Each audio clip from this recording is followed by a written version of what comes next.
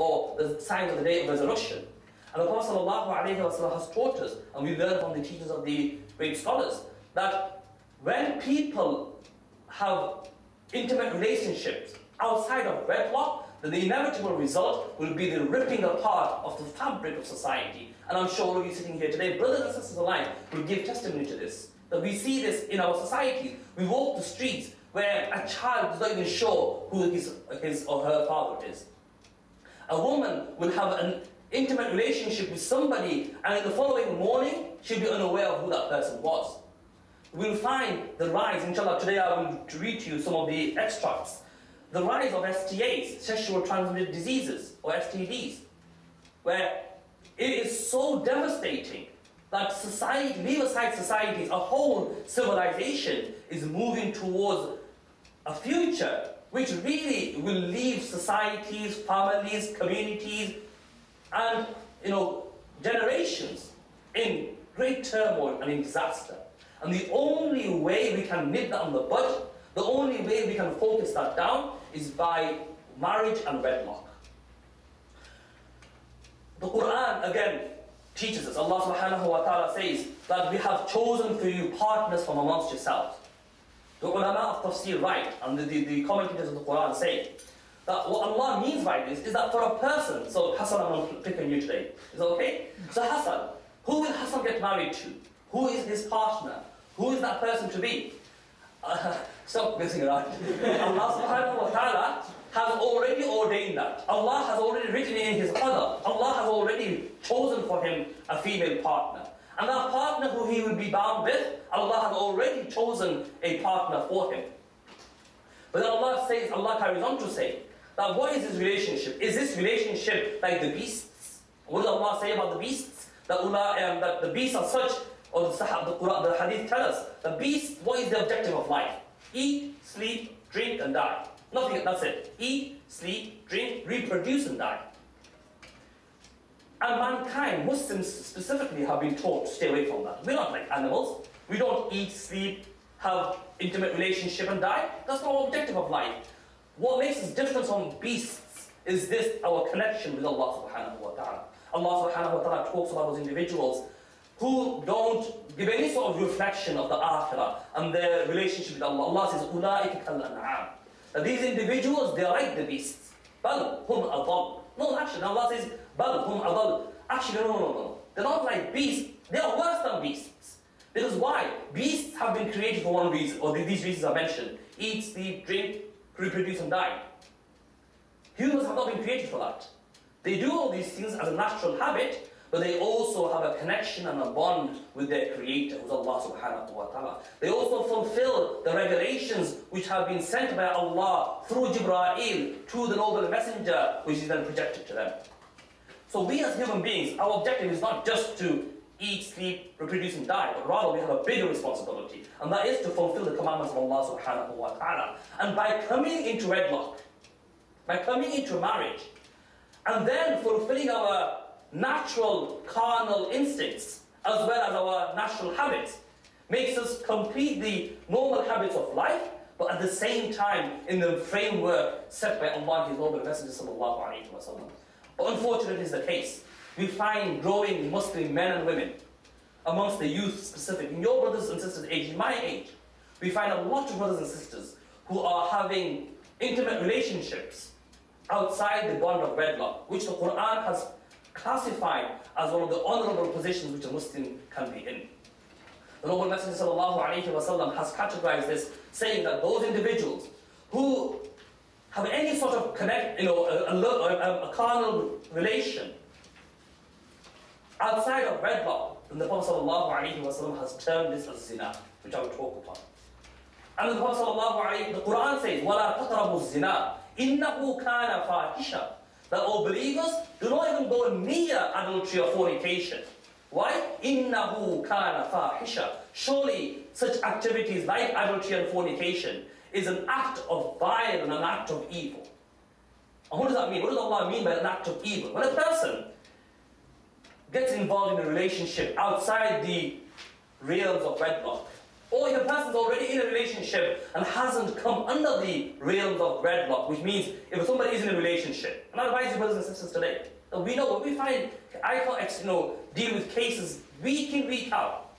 Brothers and sisters who are in relationships, but are scared to come under the wedlock, to make it halal. So we find two categories of people. One is the category who know that they shouldn't be in a relationship, and want to come under the wedlock, but for whatever pressure, peer pressure, family pressure, they don't come under the wedlock. And the other example is those people who don't care. Do what they're like that, and forgive the expression. Allah, forgive me if I'm, coming across in any way which is inappropriate. But the example of the dog, or the pig, who has no worry about anything. Eat, sleep, fulfill their desires upon whoever they wish, and finally die, which then they are thrown into the ground. And our attitude has become such that we don't care about what's going on. However you want, have a relationship, sleep with any man, sleep with any woman, and hey, who cares? And Allah subhanahu wa ta'ala says, إِنَّهُ كَانَ فَاحِشًا. Surely this is an evil act. And what does Allah mean by fahisha? When a person commits such evil acts, of those two examples I gave you, one, a person who doesn't care, and one who does care but is not in a wedlock, then Allah subhanahu wa ta'ala lets them carry on. And Allah subhanahu wa ta'ala says about this in another part of the Holy Quran. Allah says, those individuals who do not frame their life in the way of Allah and His noble Messenger sallallahu alayhi wa sallam, then Allah subhanahu wa ta'ala makes their life in such a way that Allah makes them fall in sin with the sins fall in love with sins. So when a person is in a relationship outside of wedlock, then they'll say, well, who cares? Allah seals their heart. The light of the Quran and Hadith cannot enter in their hearts, cannot penetrate in their hearts. And what will be the results? The result will be that if they have children, then, again, this category of will fall upon their children, that they will too become children who are disobedient, who are disrespectful, who will inevitably or possibly move into becoming parents also outside of wedlock. So really, for us to keep our spirituality, our mentality, our morals intact when it comes to relationships, it can only happen by following the Quran and the Hadith. And what the Quran and the Hadith say, that for any man and any woman to come together in a loving relationship can only do this through the aspects of marriage. Now, inevitable, and I know as I say this, inevitable, there are cases where brothers and sisters, for whatever reasons, through the wasawis and the whispers of shaitan, they have come into a relationship. My advice to them would be, and if anybody is here today who's in that scenario, is to come under the umbrella of wedlock, come under the Shari'i rulings of wedlock, come into a marriage, and don't keep yourselves in sin. How do we know that it could be tomorrow that we may pass away? Is it possible to sit on the chair? Yeah. I can't feel my legs. Do forgive me. So, it just shows when you get old, this is what happens. But anyway, coming to the point. So, we need to understand, and wedlock, for those who are married and for those who aren't married, you'll know that marriage is, it's not pastime, it's not just having a bit of fun, a bit of a game, and that's it. The Prophet ﷺ has taught us that it's much, much, much more than that. So I'd like to share with you a few points of our noble Messenger ﷺ regarding the virtues of marriage. And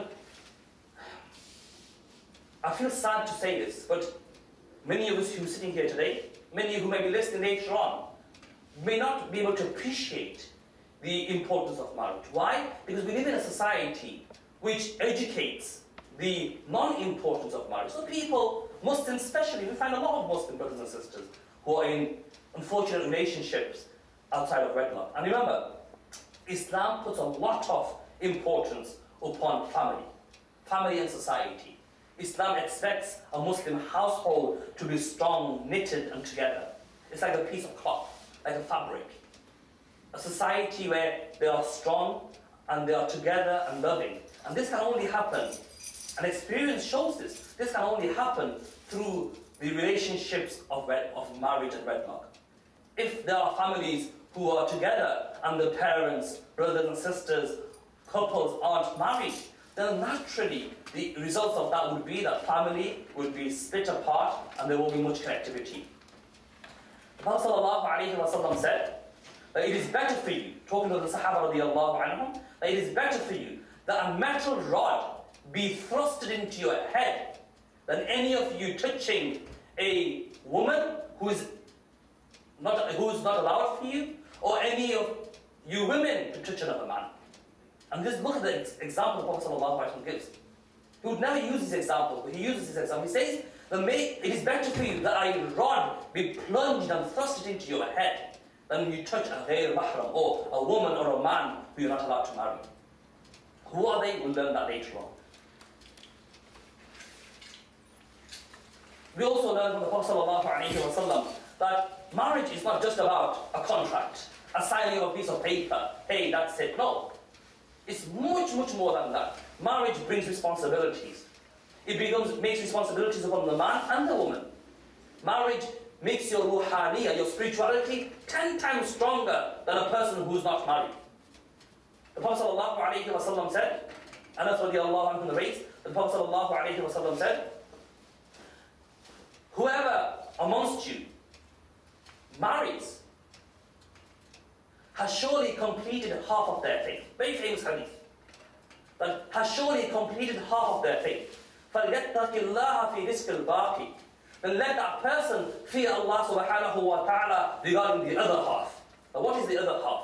Again, the Prophet sallallahu alayhi wa sallam, Imam Bukhari and others mentioned, the Prophet sallallahu alayhi wa sallam said, مَنْ يَضْمَنْ بِي بَيْنَ لِحْيَيْهِ وَبَيْنَ فَخِذَيْهِ أَضْمَنَ لَهُ الْجَنَّةِ.